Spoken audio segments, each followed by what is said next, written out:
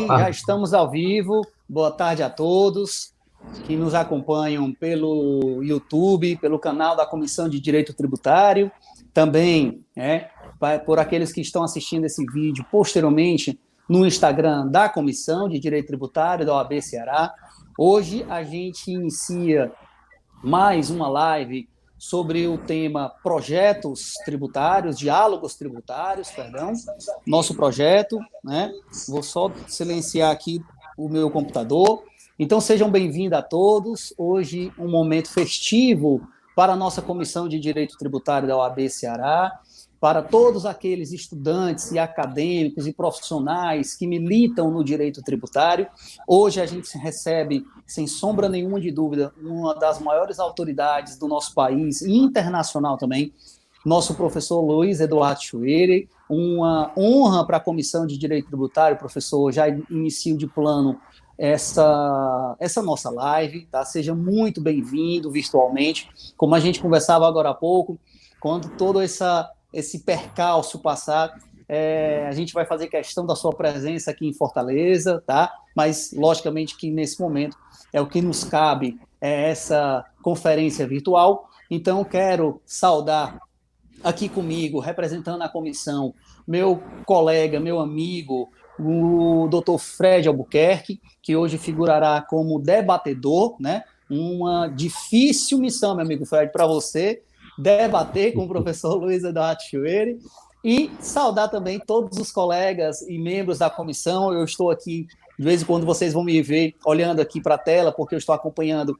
o link do YouTube, já vejo aqui, de início, já saímos de imediato, com 30 membros, já de imediato, começamos a nossa live já com praticamente 30 membros aqui, então não tenho a menor dúvida de que hoje nós vamos realmente ter uma tarde muito proveitosa, muito exitosa e, o mais importante, com alto nível de debate sobre essa matéria que é tão cara para todos nós, que é o direito tributário.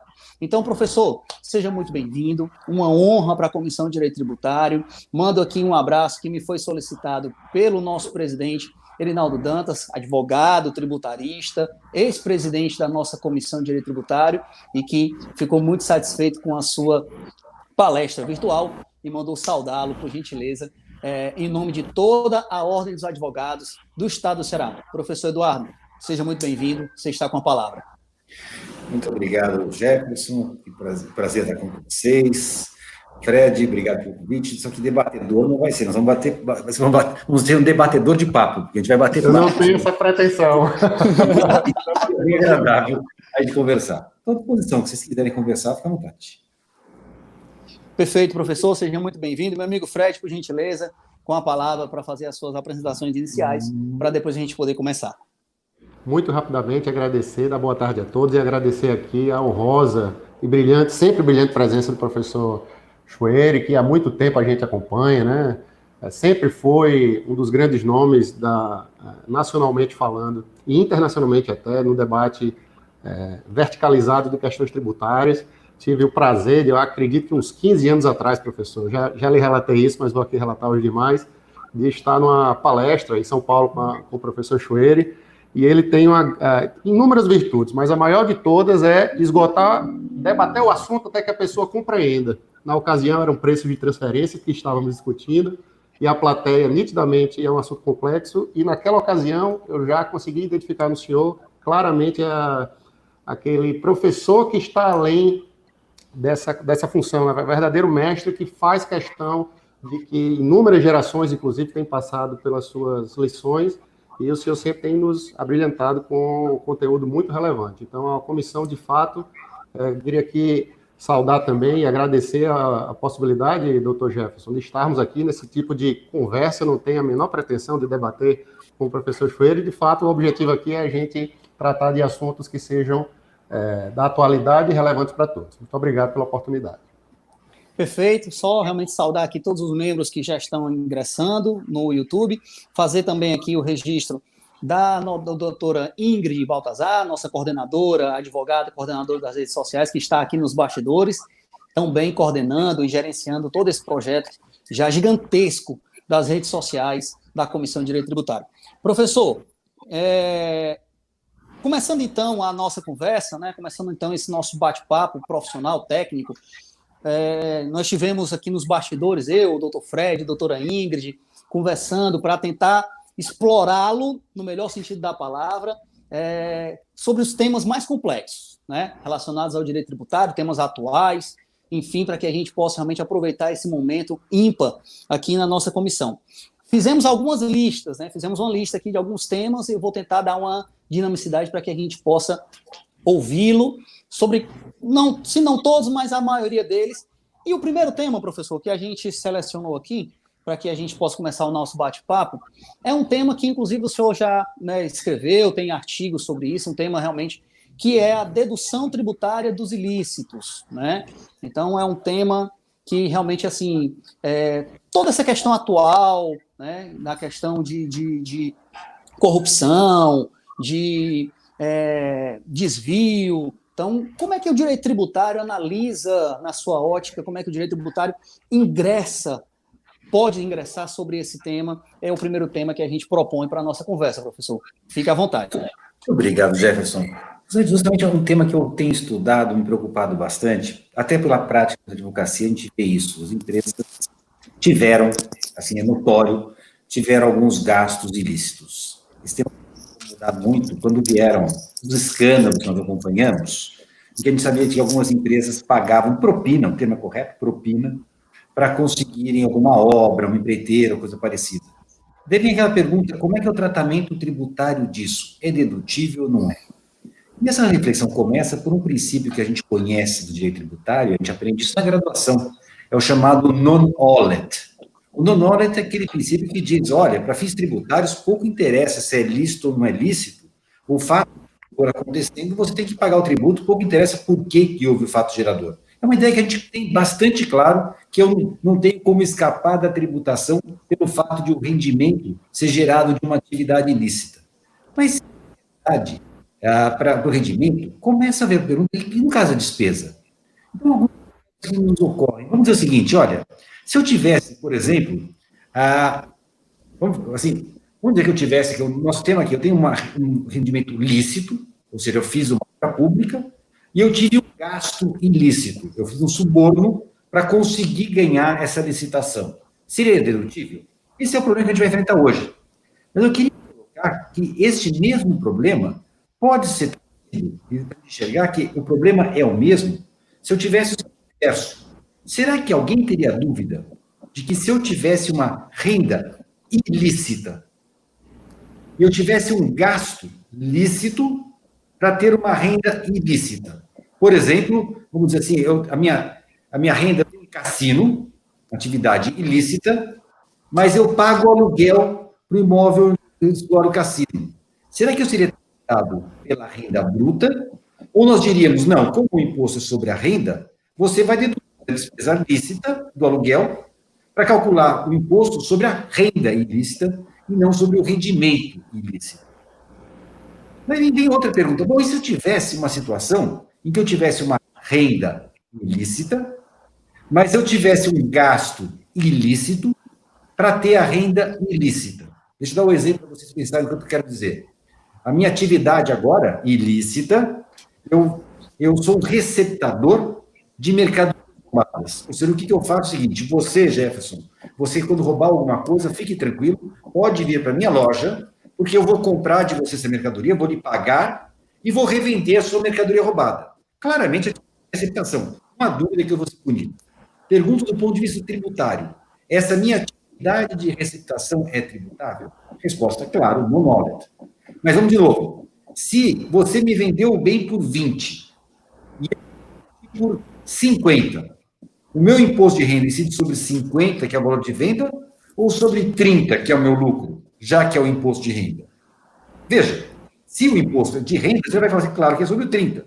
Mas quando você reconhece isso, você parece admitir, no caso, que eu posso deduzir um gasto ilícito necessário para eu ter uma receita ilícita, porque o imposto é sobre a renda. Ou seja, a ideia é, o non-olet tem que valer para os dois lados. Não tem sentido falar em non-olet para a receita e não ter a despesa.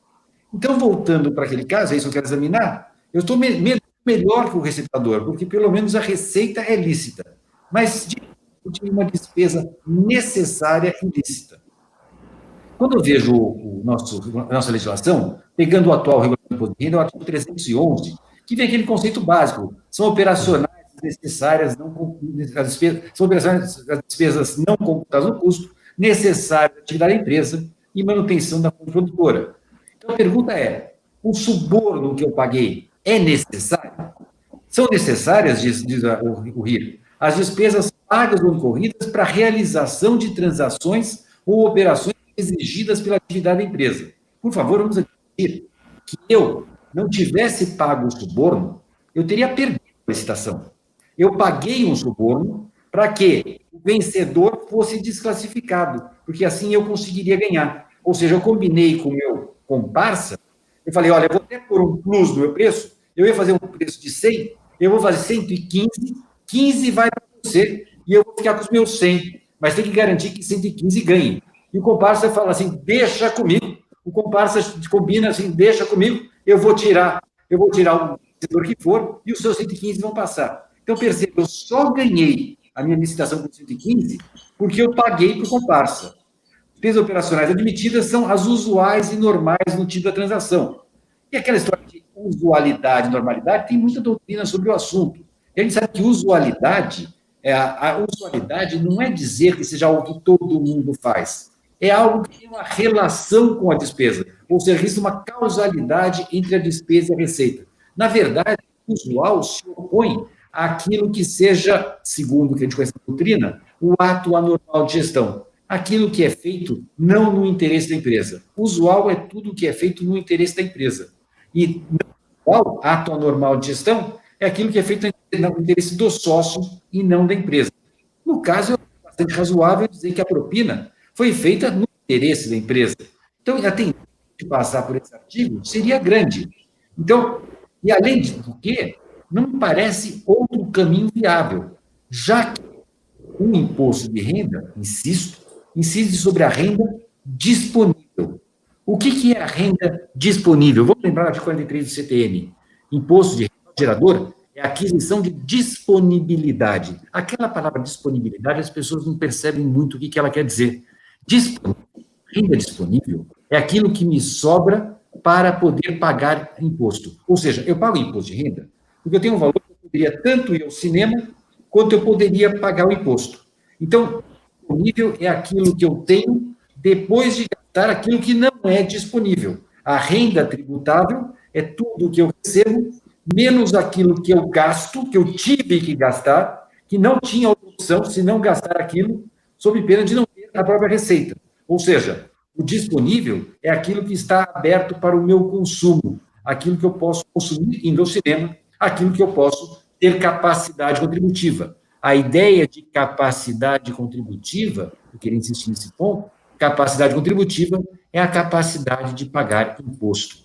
Ou seja, o artigo 43 do Código Tributário Nacional, quando fala em disponibilidade, ele está buscando a capacidade contributiva. Aquilo que eu tenho e que eu posso, insisto com o exemplo, eu quero guardar, isso é didático.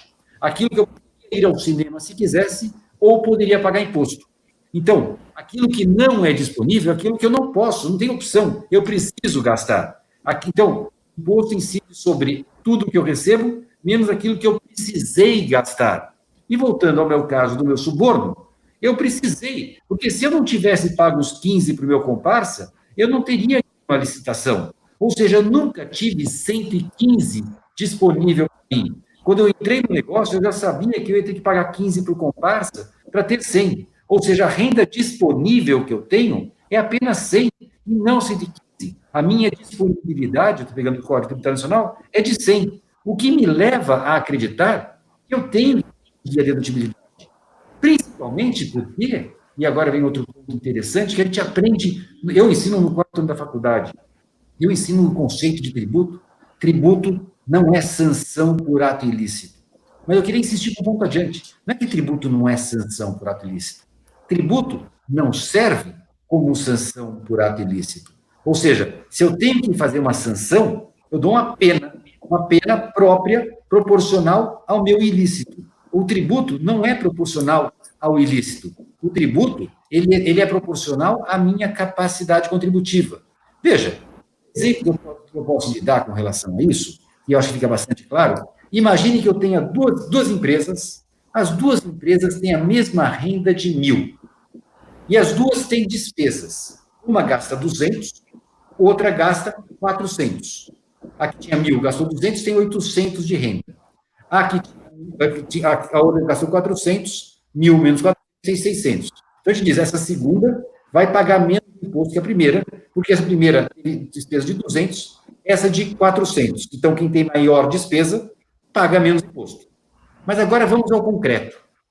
A primeira empresa, os 200 que ela gastou foram num ilícito. O ilícito dela ela teve um ilícito que custou R$200. A outra teve um ilícito de 400. Eu vou dizer, bom, como, admitindo, a despesa é indedutível, como eu quero punir a empresa, onde já se viu autorizar uma dedução por um ilícito, então as duas vão pagar um imposto de 1.000. Embora uma tenha gasto 200 e outra tenha gasto 400. Agora, se vocês compreenderem, agora eu vejo o que eu quero dizer para vocês. Ao tornar indedutível os 200 ou os 400, eu estou tributando algo que ultrapassa a renda da empresa, porque a empresa, essa é a minha premissa, ganhou 1.000, gastou 200, então o que ela tem é 800. Eu estou tributando os 200 que não são renda. Eu estou, na verdade, punindo a empresa por meio do imposto. Do mesmo modo, a outra empresa que ganhou 1.000, gastou 400, quando eu dou por indedutíveis os 400 que ela gastou, eu estou, na verdade, tributando os 400. A partir daqui, eu não examinei, eu puni as duas empresas, tributando-as, sem medir a gravidade. Vamos dizer que a empresa que gastou 400, ela cometeu um grande ilícito. O ilícito dela foi o seguinte, ela sabotou o concorrente. Ela tinha um concorrente, ela viu que ia perder espaço, ela paga R$400 para subornar, para sabotar, para acabar com a produção do concorrente, assim ela ganha. Veja, foi uma despesa necessária. Ela só conseguiu vender porque ela sabotou o concorrente. E você vai me dizer, mas isso é ilícito. Então, vamos tributar os 1.000, ou seja, vamos tributar esses 400, que embora ela tenha gasto, eu vou desconsiderar. Eu vou tributar uma despesa ilícita. Do outro lado, tem aquela segunda empresa que gastou 200 no ilícito. Ela também tinha um concorrente, mas ela resolveu um modo muito mais fácil. Em vez de sabotar o concorrente, ela contratou um pistoleiro e mandou matar. O 200 resolveu o problema dela. Também foi. Eu também vou considerar ilícito. Mas repara o seguinte, é óbvio que matar uma pessoa é muito mais grave que sabotar o concorrente. Só que, como a sabotagem custou mais que o pistoleiro, eu acabo punindo a empresa que sabotou, punindo tributariamente a empresa que sabotou, de um modo dobrado em relação àquela que matou alguém. Por que isso aconteceu? Porque eu não medi a ilicitude. Eu não vi se é um ato mais lícito ou menos lícito. Eu peguei e falei, o valor é irredutível. Eu pego esse exemplo para evidenciar uma coisa. O tributo, por que não mede a gravidade da conduta? Não serve como sanção de ato ilícito. Ele serve para medir capacidade contributiva. Ou seja, se eu quero punir alguém, existe um outro ramo do direito que se chama direito penal. Lá eu posso punir as pessoas que cometem ilícitos. Mas não é certo eu querer usar o tributo como pena. O tributo só mede capacidade contributiva. E o exemplo que eu dei para vocês, não há capacidade contributiva. Eu gastei os 400 com a sabotagem, eu gastei os 200 com o pistoleiro. Então, de capacidade contributiva não se fala. O que existe é o tributo como sanção. E o tributo não serve como sanção. Eu ponho isso para evidenciar por que eu tenho que desconsiderar, por que do non-knowledge? Porque o tributo não nasceu. Mas fala, mas espera aí, onde já se viu autorizar uma dedução de uma despesa que é um benefício fiscal para alguém que cometeu um ilícito?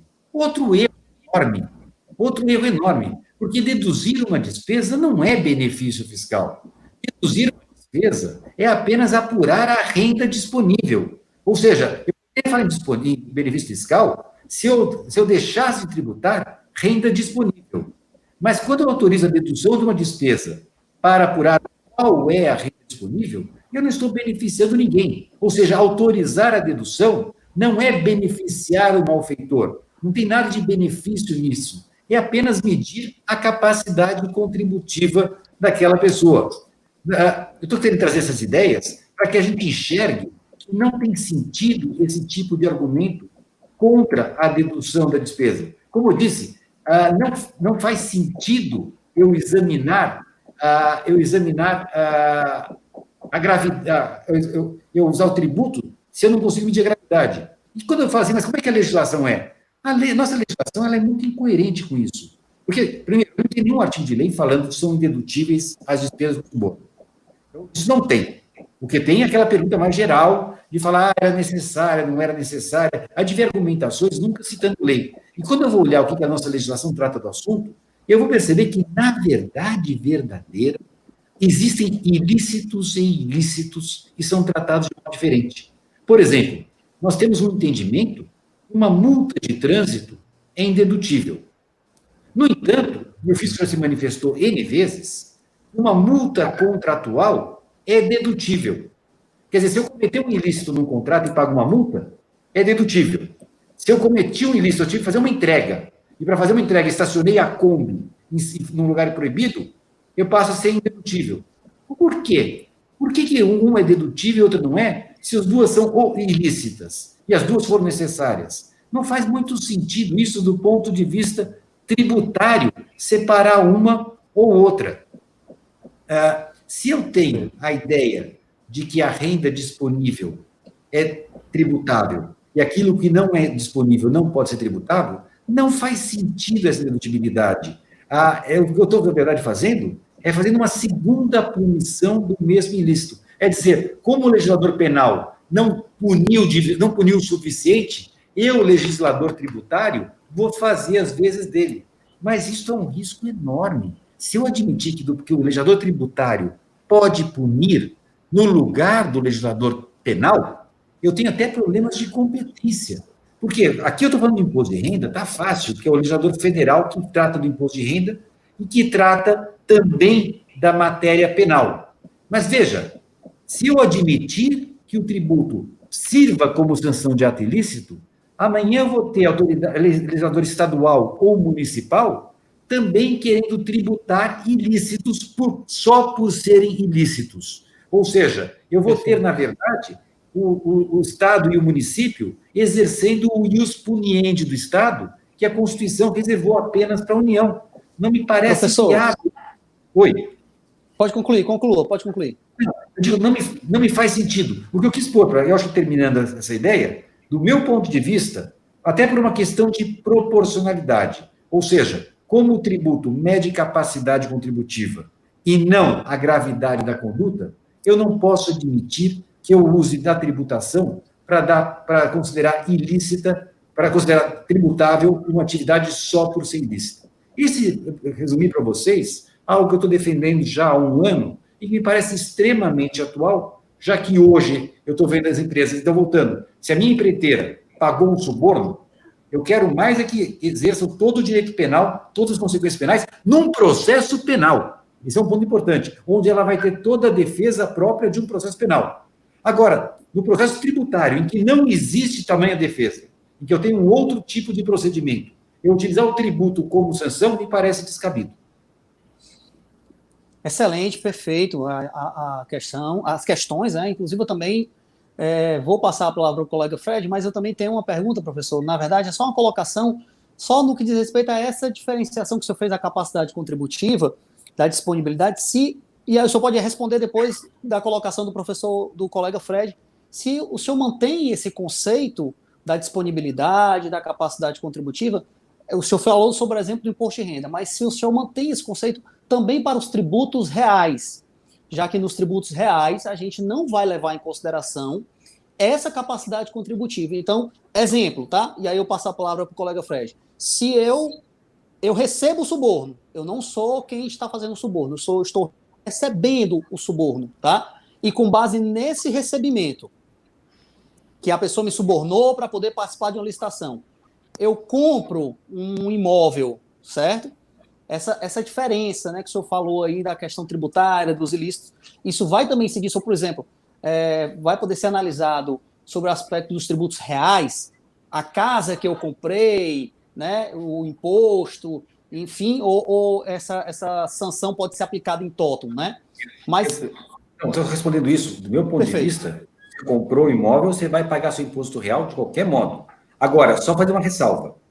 Você comprou, está com o seu imóvel. Amanhã, você perde o imóvel.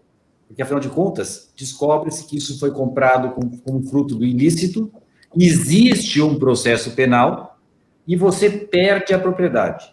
A partir de então, obviamente, não há mais que falar em imposto, porque você perdeu a capacidade contributiva. Mas, por algum período, você manifestou capacidade contributiva e você vai pagar sim, não vejo problema com isso. Perfeito. Fred, por gentileza, amigo. Professor, esse é um tema difícil, né? Porque envolve questões, claro, de aspectos morais. Veja que toda essa construção da tese, que faz muito sentido, faz total sentido, mas a gente leva em consideração que uma construtora X envolvida na Operação Lava Jato, que tenha distribuído dividendos que tenha comprado, né, apoio político, e com todo tipo de propina realizada, em sendo dedutível toda essa despesa, claro, vem a pergunta de cunho moral, que eu não acredito que seja isso que a gente precise debater aqui, porque, de fato, moralmente falando, as respostas me parecem mais uníssonas.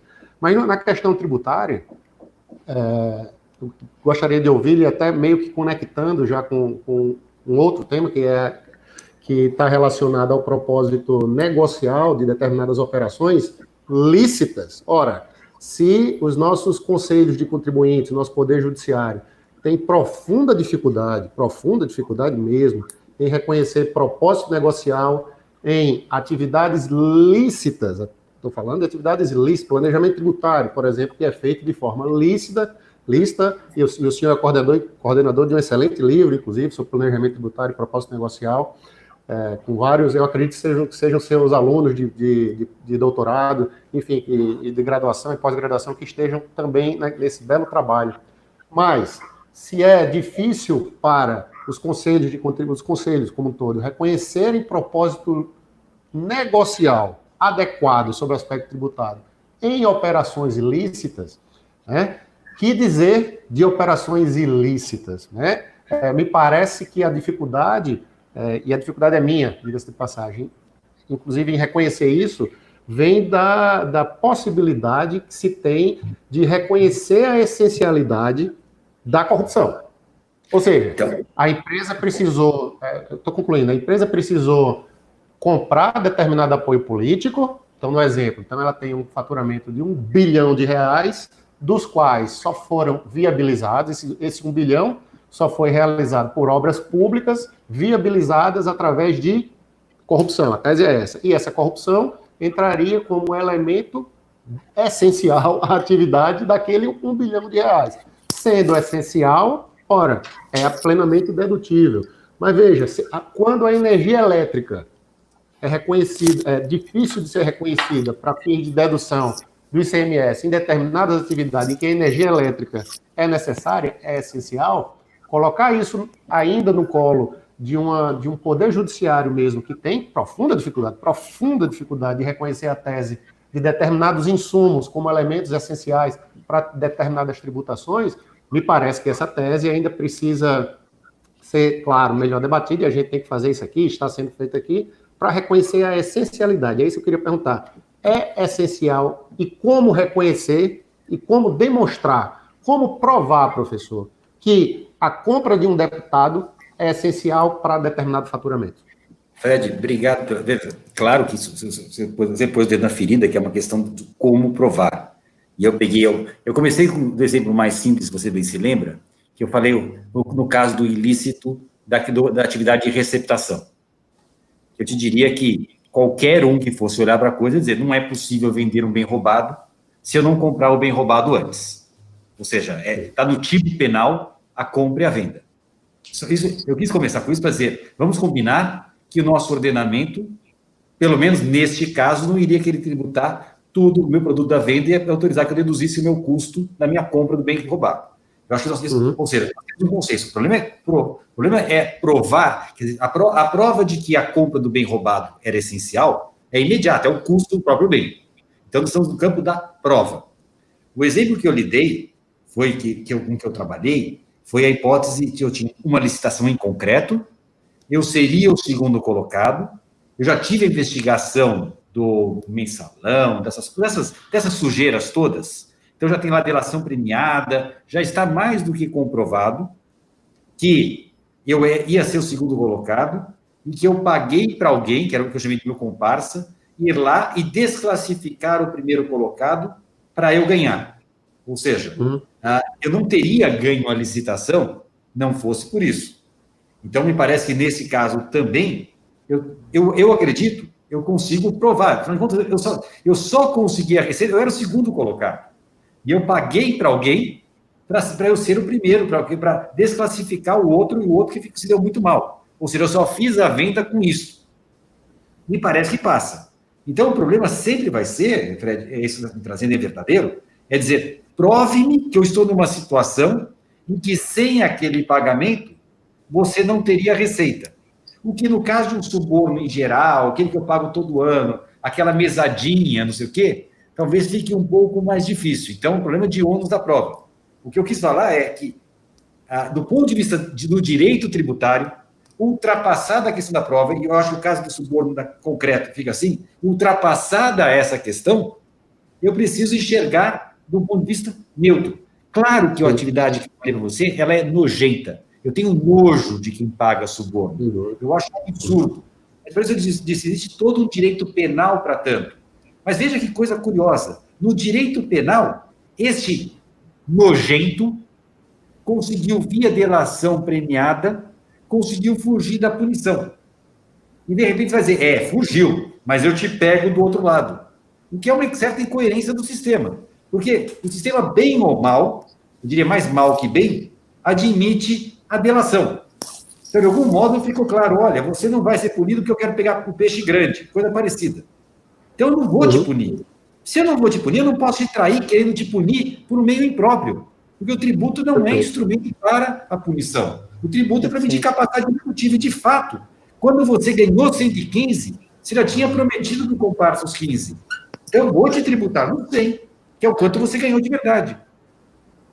E se a ilicitude pudesse mudar a regra matriz tributária, nesse caso das deduções, então também não seria lícito ao Estado haver tributo de atividade ilícita. No caso, a compra de uma casa que vem de um dinheiro ilícito. Ora, se a origem daquele fato é ilícito para fins de dedução, ele também não pode ser aproveitado para fins de tributação. Eu acho que essa é a consequência, a conclusão. O modo tem que valer dos dois lados. E o ponto mais importante, eu digo, preconceito, eu verifiquei algumas decisões do CARF, o preconceito que eles falam, a pessoa não pode se beneficiar pelo seu ilícito.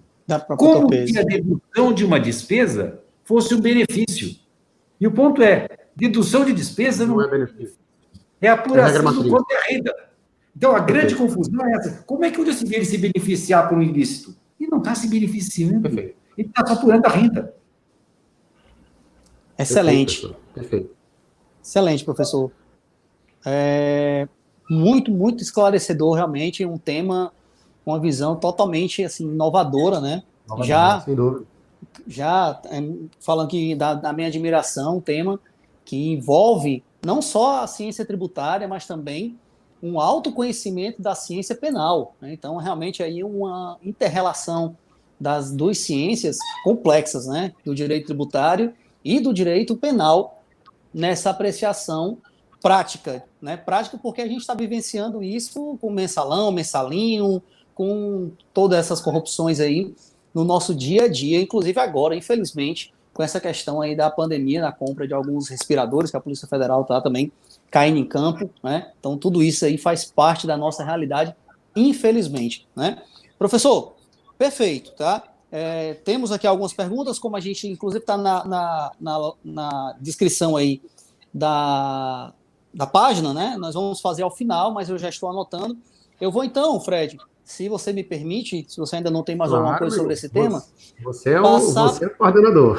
Passar para o item 2, tá? O item 2 que a gente definiu aqui, logicamente, numa análise preliminar, para tentar explorar ao máximo dessa taxa com o professor Chueiri, que é a dedução das doações.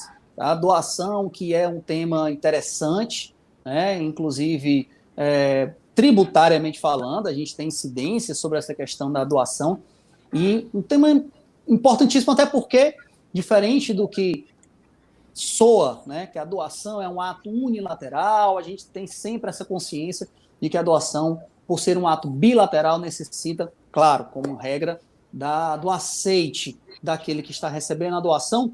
Então, professor, nós trouxemos esse segundo tema para o senhor abordar, a dedução das doações, especificamente no que diz respeito a esse momento, né, que é tão atual, de doações de cunhos absolutamente gigantescos aí, e claro, né, com finalidade interessante para a questão da pandemia, né, todos nós vimos aí na televisão, várias empresas doando valores altíssimos. E como é que fica essa doação, tributariamente falando, dentro do planejamento tributário dessas empresas, né, meu amigo Fred? Porque a gente, trazendo para a realidade, ninguém vai estar doando, lógico, tem a finalidade institucional, tem a finalidade de contribuir para a questão do tratamento do coronavírus, mas isso, como advogado tributarista que somos, isso tem que ser analisado dentro do planejamento tributário da empresa.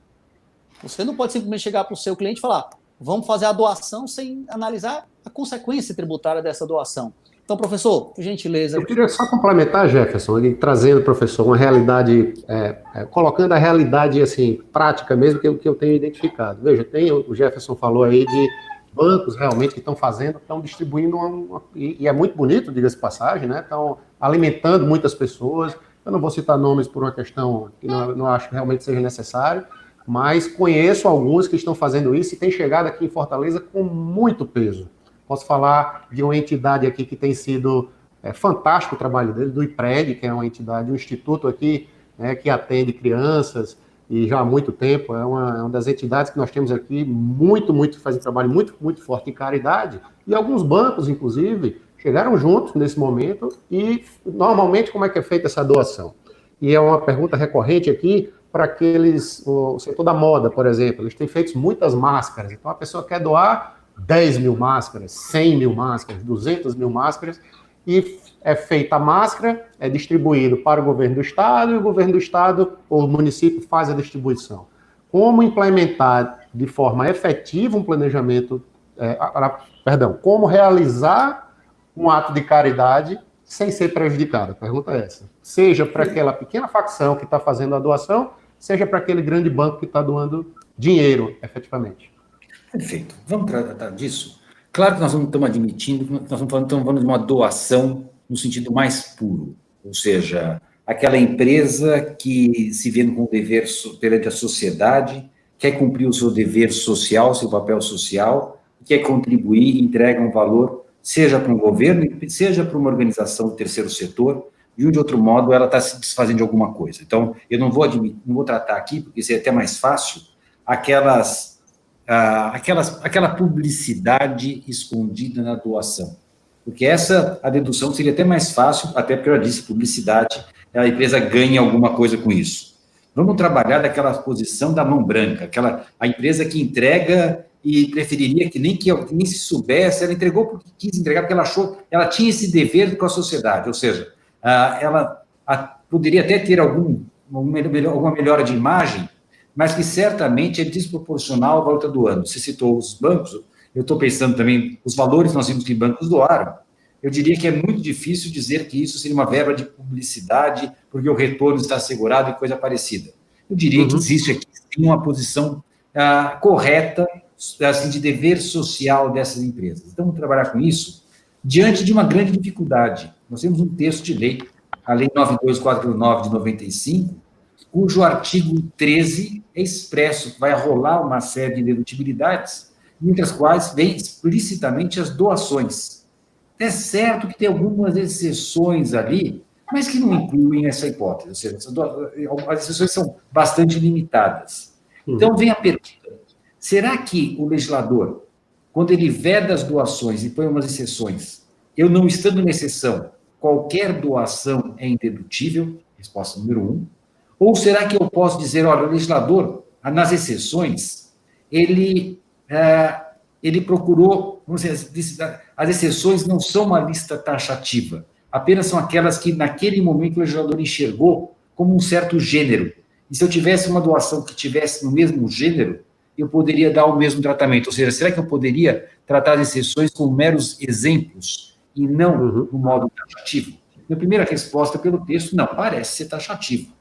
Mas eu posso ir um pouco adiante, propondo uma leitura para dizer que as doações a que se refere o legislador são aquelas liberalidades não no interesse público. Deixa eu desenvolver isso um pouquinho melhor para tentar pensar um pouco. Primeiro ponto que eu acho que a gente tem que entender, a gente fala muito de imposto de renda, acabei de falar quando eu falava das deduções, eu falava, renda é aquilo que eu ganho menos as despesas necessárias para aquilo que eu ganho.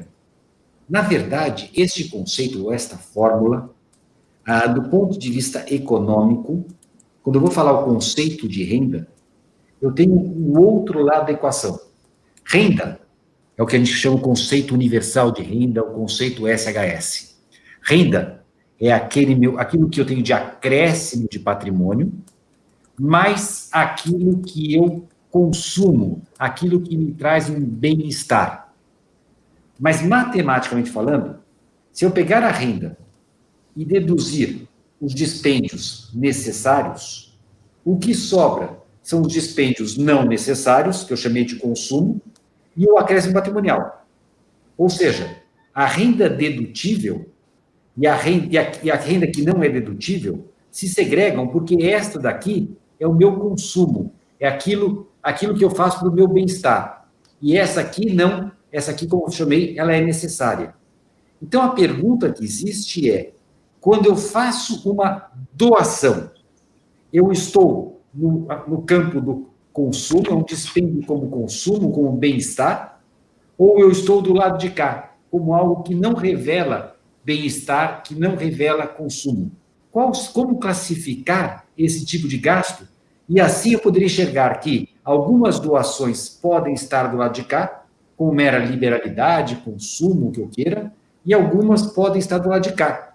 E eu usei a expressão dever social da empresa, para questionar se a empresa que faz uma doação está num ato de consumo, uma liberalidade, ou está cumprindo o seu dever social e está do lado de cá.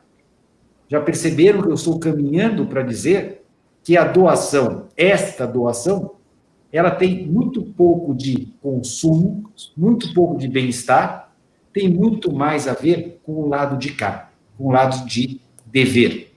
Deixa eu avançar um pouco sobre isso. Eu estou convencido de que a nossa Constituição, em 88 não, na verdade, em 93, com as primeiras reformas que teve, a nossa Constituição fez uma opção por aquilo que eu chamo o Estado do século XXI.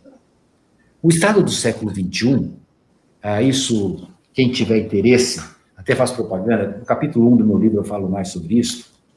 O Estado do século XXI é aquele em que a sociedade percebe que é necessário que haja uma construção de uma liberdade coletiva. É necessária a solidariedade, é necessária a redução de desigualdades. Só que a redução de desigualdades, que no estado do bem-estar social foi delegada ao Estado, quer dizer, Estado, cobre o quanto você quiser de mim, sociedade, porque você, com o meu dinheiro, vai gerar redução de desigualdades. O Estado do século XXI é um passo adiante. É dizer, Estado, você é paquidérmico.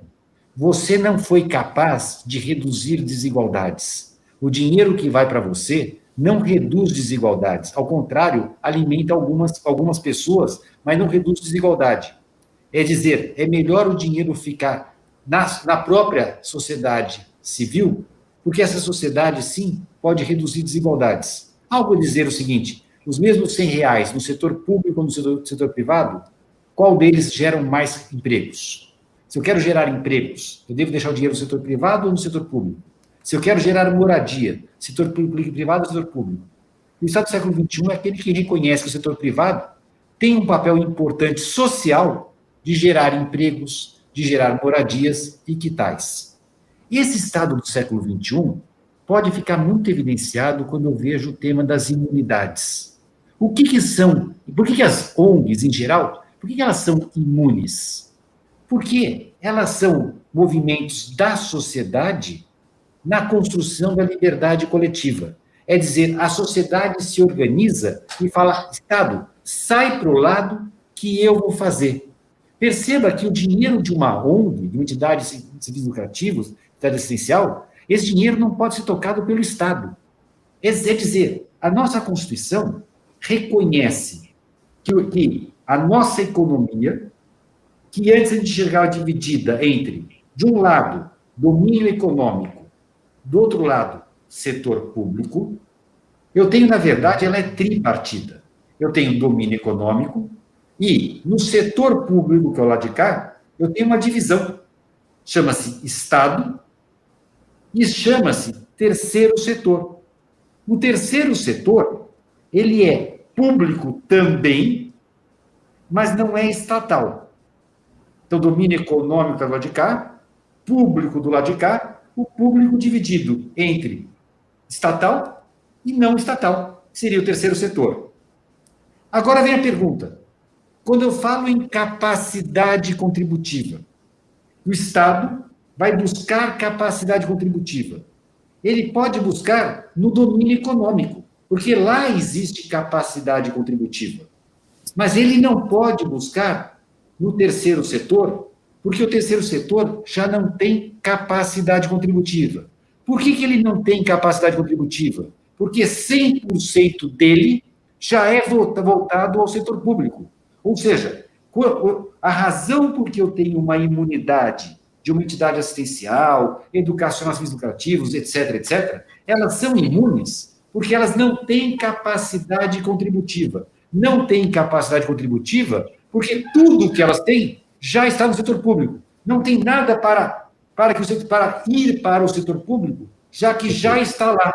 Mas perceba, esse recurso está no setor público, Perfeito. mas não está no setor estatal. O Estado pode atingir o domínio econômico, mas ele não pode atingir esse setor público não estatal. Desse ponto de vista... Até seria uma autofagia, né, professor? Seria o próprio Estado tirando dele mesmo, né? É dele, tirando do setor público. Seria o setor público tirando do setor público. Exato, exatamente. Agora, e nesse ponto que eu quero enxergar, que me parece que quando eu faço uma doação, quando aquele banco fez a doação, ele voluntariamente transferiu recursos do domínio econômico para o setor público. O recurso já está no setor público. E se eu quiser cobrar imposto em cima disso, eu vou cobrar um imposto além dos 100%, porque os 100% já foram. Ou seja, eu estou a tributar algo que já não está mais no domínio econômico. Me parece impossível a tributação por falta de capacidade contributiva. Então, do meu ponto de vista, quando é feita uma doação para o setor público, estatal ou não estatal, eu não posso pensar em tributar e enxergar renda ali, porque a renda já não existe mais. Note, você espera um pouquinho, mas você que decidiu fazer, do mesmo modo como eu decidi fazer uma ONG. Quando eu faço uma ONG, também eu decidi. Mas na medida que eu, sociedade, verto para a ordem pública, o Constituinte prestigia isso.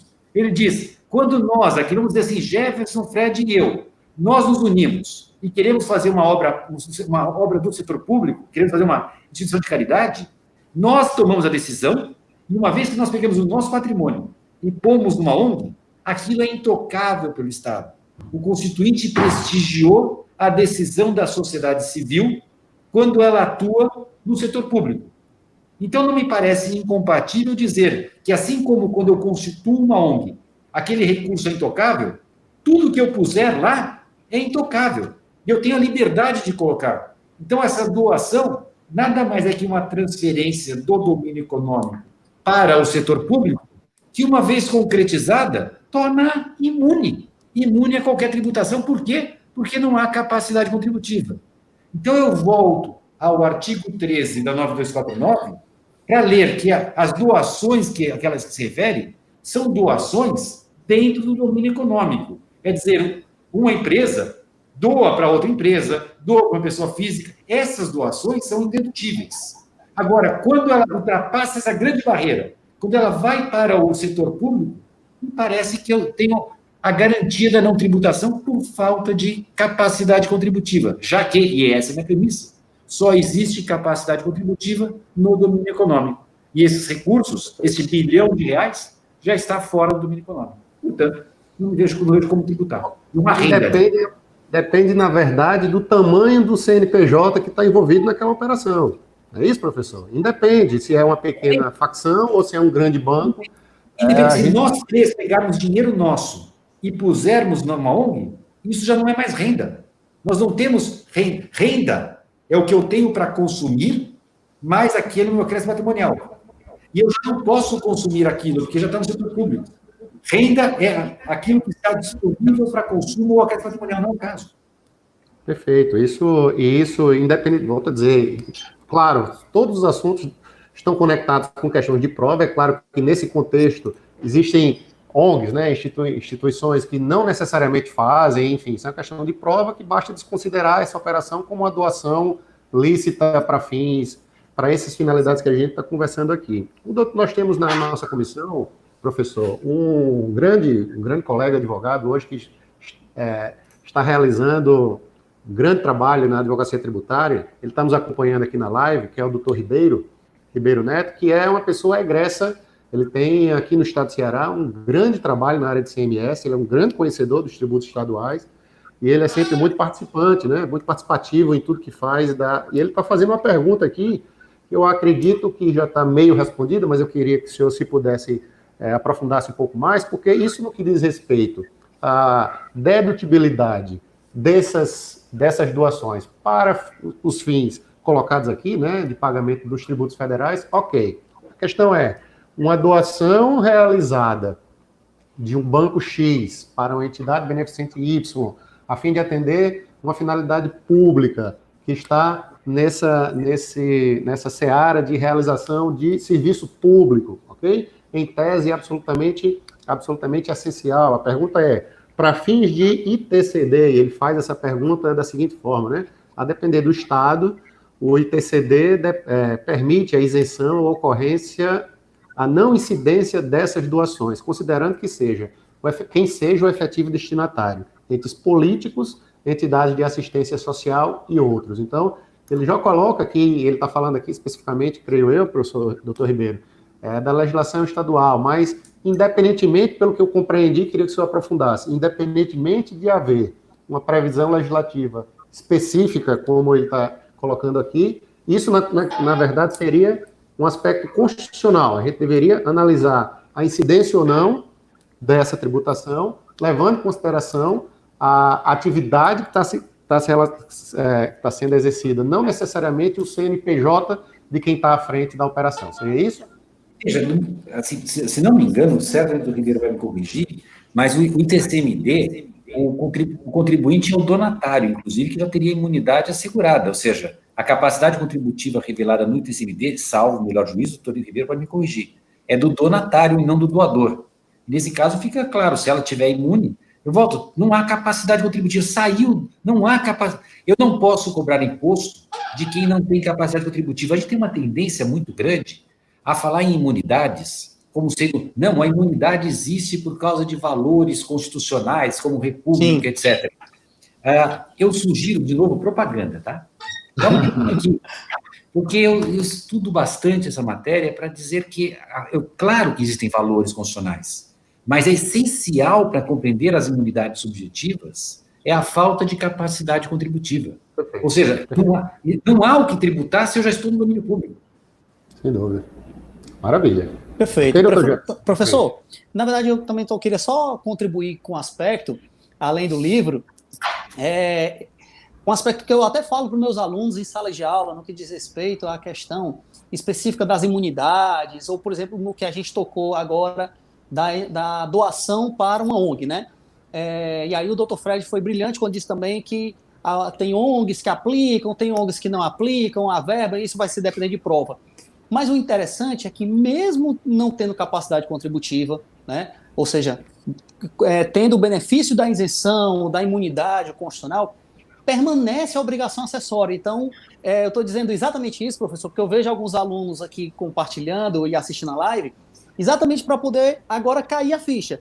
Mesmo não havendo incidência tributária constitucionalmente qualificada, que é a maior não incidência, que é a imunidade, então vamos levar em consideração que o seu conceito, que ao seu conceito se aplique a imunidade, mesmo assim, a obrigação tributária acessória vai permanecer.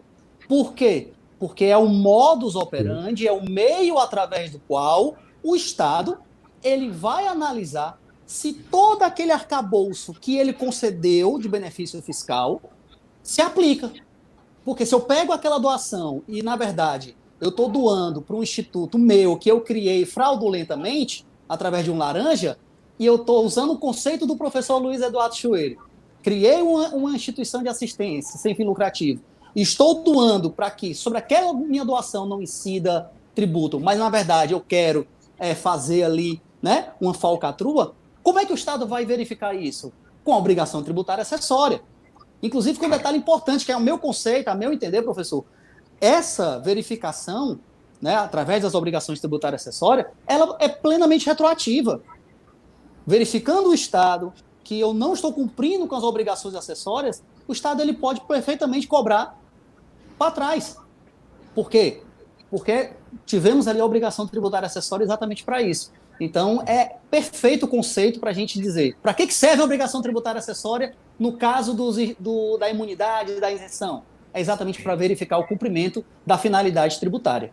Por isso que eu insisto que, até eu adoto a expressão, para a obrigação tributária acessória, eu uso a expressão dever instrumental, mas por uma razão.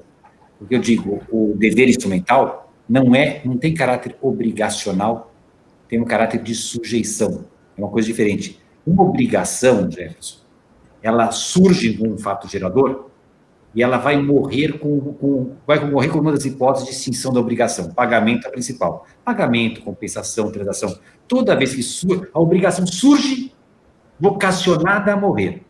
Perfeito. E no dia que ela surge, eu já sei como ela vai morrer. Qualquer lei que vier posterior não atinge aquele vínculo, porque eu já tenho no dia do surgimento todo o status jurídico dela terminado. Isso é uma obrigação, isso é obrigação tributária. Já a sujeição, não. A sujeição não tem um surgimento, uma extinção, no sentido que eu pago. O exemplo que eu costumo dar em aula, eu dou o exemplo de sujeição no caso da polícia sanitária. Eu brinco bastante, dando uma aula maior. Eu falo basicamente que eu tenho um restaurante em que apareceu a fiscalização sanitária, foi lá, verificou que está tudo em ordem, e me dá o certificado que está em ordem. Eu pego o certificado e ponho na parede. Dali a 2 dias aparece outro fiscal querendo olhar.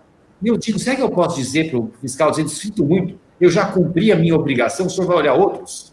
E a resposta dos alunos, que como estão no 4º ano, já tiveram direito administrativo, falam, claro que não. Claro que eu continuo sujeito a novas e novas fiscalizações a todo tempo, porque é sujeição. Então eu digo, a chamada obrigação acessória, ela é sujeição, ela não é obrigação. Então, o fato de eu ter cumprido não quer dizer nada, eu continuo sujeito, e pode mudar, inclusive. Olha, o fiscal vai lá e pede o formulário azul, eu dou o formulário azul. Daí assim, olha, não é suficiente, eu quero o verde. Daí eu falo para ele, olha, eu vou te dar o verde, mas eu já cumpri minha obrigação, não me peça mais nada, hein?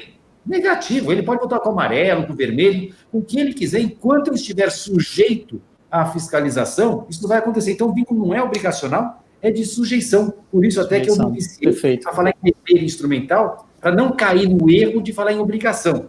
E sim, o Estado, que tem a sua competência tributária, ela tem como anexa à competência tributária também a competência de impor deveres, impor mesmo, a palavra impor, limitar, agora vem o ponto, desde que necessários para a arrecadação ou para a fiscalização.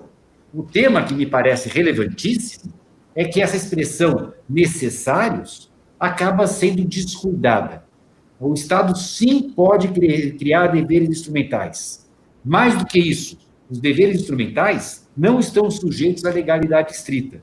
Ou seja, basta que a autoridade tenha, por lei, a competência, a atribuição para fiscalizar, que ela pode impor deveres instrumentais. Mas o que a gente sempre esquece é de que o artigo 113 põe uma condição. Pode impor os deveres instrumentais desde que necessários. E esse teste do necessário não é feito. O que a gente verifica na prática, Jefferson, é que, além daqueles necessários, como você disse corretamente, para saber se existe imunidade, que está corretíssimo, eu só posso te assegurar a imunidade se eu verifiquei que é isso, o Estado começa a impor mais e mais deveres instrumentais. Ou seja, nós estamos tendo hoje, vivendo uma avalanche de deveres instrumentais. Eu fiz na verdade, eu tenho um chapéu que eu tenho é de vice-presidente da Associação Comercial de São Paulo. E com esse chapéu, nós contratamos a Price. Contratamos não, porque a Price fez gratuitamente para nós, mas fizesse uma pesquisa para verificar quantas vezes a mesma informação é dada para o mesmo fisco. E assim, ou seja, um exemplo que eu lhe dou, o faturamento. Você não tem ideia quantas vezes você preenche uma guia que você informa o seu faturamento. Porque para o imposto de renda você informa. Para o PIS você informa. COFINS você informa. DCTF. Eles começaram a verificar, é coisa de 8 vezes, 12 vezes a mesma informação para o mesmo fisco. Não é dizer que eu informei o Banco Central, informei para a mesma Receita Federal. Fizeram estadual, a mesma coisa. Ou seja, eles criam novos deveres e dispensam os anteriores. E eu tenho insistido com esse ponto, que uma coisa é interesse da fiscalização, é a dicção. Outra coisa é comodidade da administração. Porque eles impõem hoje deveres instrumentais, não informações que sejam de interesse, mas por comodidade. Em outras palavras, como o fisco tem falta de mão de obra, ele acaba impondo para nós funções públicas dele. Com detalhe, ele não nos paga.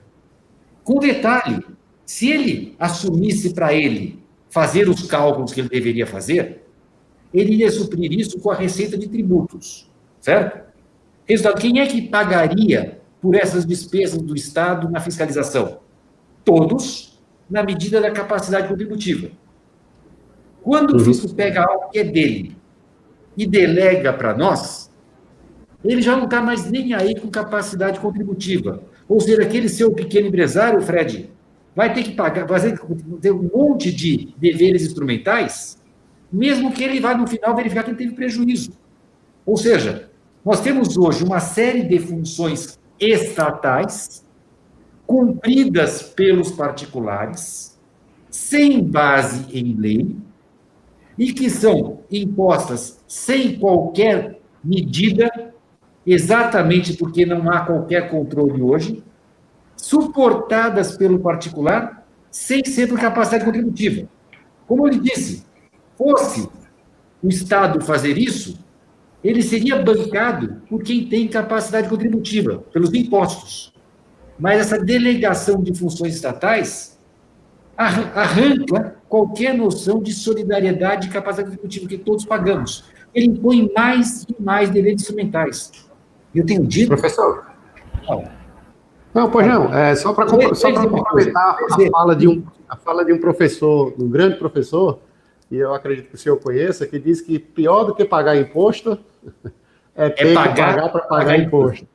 Essa frase eu sei que é do senhor. Pagar imposto dói, mas pagar para pagar imposto dói mais. E hoje, pagando para pagar imposto. Você pega os empresários... Gente, foi feito um levantamento, até publiquei também nesse livro, Direito Tributário, professor Schroeder. Eu publiquei ali um estudo que foi feito pela Fiesp, quanto a indústria paulista gasta com deveres instrumentais. É coisa de 2% do faturamento das empresas. Ou seja, qual é a alíquota do PIS? 1,65, não é isso? 1,65. Elas gastam mais em dever instrumental do que elas pagam em PIS. Tributação indireta, né? Acaba sendo mesmo tributação indireta. Que não mede capacidade contributiva, que não tem nada a ver com a tua... Porque não é nenhum índice, não tem lei, não tem capacidade contributiva, eles impõem porque eles pegam no interesse. Por isso eu acho que nós, agora vem lá da advocacia, cabe à advocacia, esse é um ponto importante, falando para a OAB, Perfeito. questionar isso. A cada vez que se cria um dever instrumental, falar isso é interesse ou isso é comodidade? Porque tem uma diferença, eu digo isso. Ah, é para sua comodidade? Não, você não tem esse direito. Você tem que mostrar que você não tinha essa informação. Que sem eu te dar a informação, você não a teria, então isso é interesse. Agora, se você já tinha informação, se só quer que eu faça o cálculo por você, na verdade, você quer que eu erre. Porque é uma armadilha. Eu preencho 8 vezes, que pode acontecer eu errar numa delas, eu vou ter uma multa em cima disso. Ou seja, um jovem advogado, me permita aqui, Jefferson, só para a gente concluir, claro, tranquilo. Um jovem advogado que esteja nos assistindo e que tenha uma empresa que tenha sido autuado pelo descumprimento de uma obrigação acessória, que realmente ela descumpriu naquele instante, mas que fora cumprido anteriormente. Pela tese, pelo que está sendo colocado, é possível a desconstituição, judicialmente ou não, de um auto de infração, levando em consideração a tese, de uma auto de infração cuja ocorrência seja o descumprimento de obrigação acessória descumprida, sim, porém, cumprida anteriormente de forma plena, ainda que naquele instante tenha acontecido. Ou seja, é plenamente desconstituível esse auto de infração, essa autuação, baseado na tese da repetição necessária de obrigação acessória. A repetição da conduta, a repetição da conduta faz com que você erre. Imagina, a empresa das informações trimestrais. Todos os trimestrais existem. Não fez a anual, que é mera soma das trimestrais. Ela não pode ser punida por isso. É invocar o artigo 113 do Código Tributário Nacional. Porque não é no interesse da arrecadação, nem da fiscalização. É só comodidade mesmo. Armadilha. Perfeito. Excelente tese para os colegas que estão assistindo, viu? O professor Schwery deu aí uma tese de defesa que é brilhante. Bom senso. É bom senso, ele é o código. Professor, eu vou até mais além, tá? Eu sou, além de apaixonado pelo direito tributário, sou apaixonado por processo também. Então, isso que o senhor falou agora, isso é processo, isso aí é técnica, ética, legítima, processual de defesa. É impressionante, assim. Chega, eu estou aqui com os olhos brilhando. Professor, perfeito, a gente está conseguindo avançar no nosso tema, né? Já falamos 2 temas, né? Então, vou trazer o terceiro tema para a gente dar uma dinamicidade para essa nossa palestra. Todos os colegas aqui parabenizando pela palestra, né, pela excelente exposição.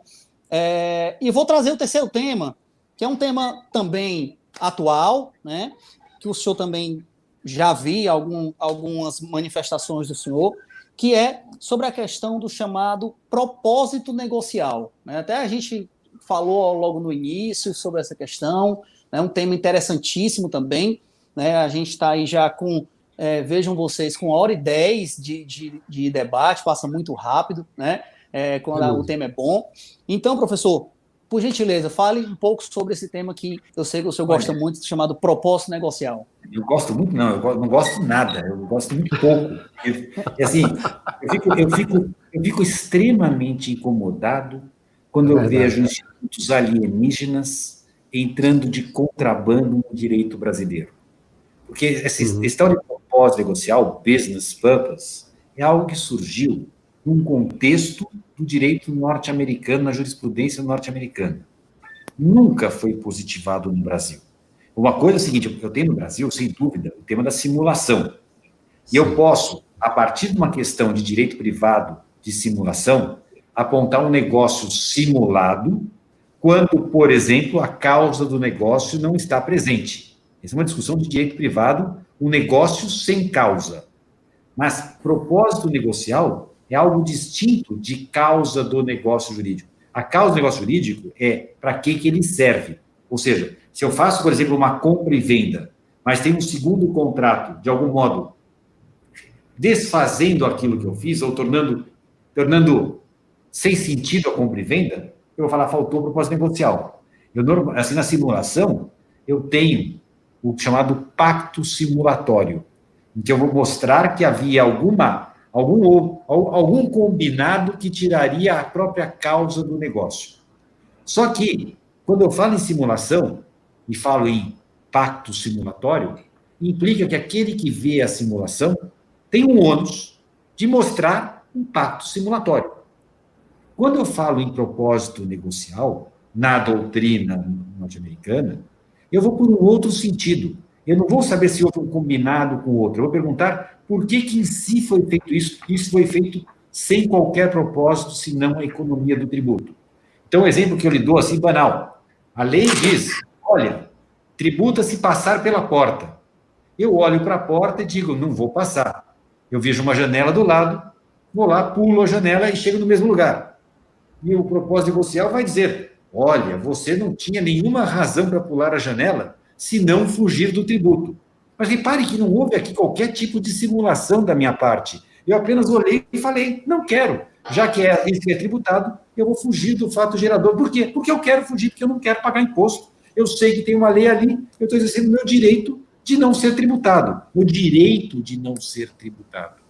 Essa ideia do direito de não ser tributado, direito de não pagar impostos, é que sofre uma resistência daqueles que acreditam numa expressão que a gente tem visto, lamentavelmente, até no Supremo, do dever fundamental de pagar impostos.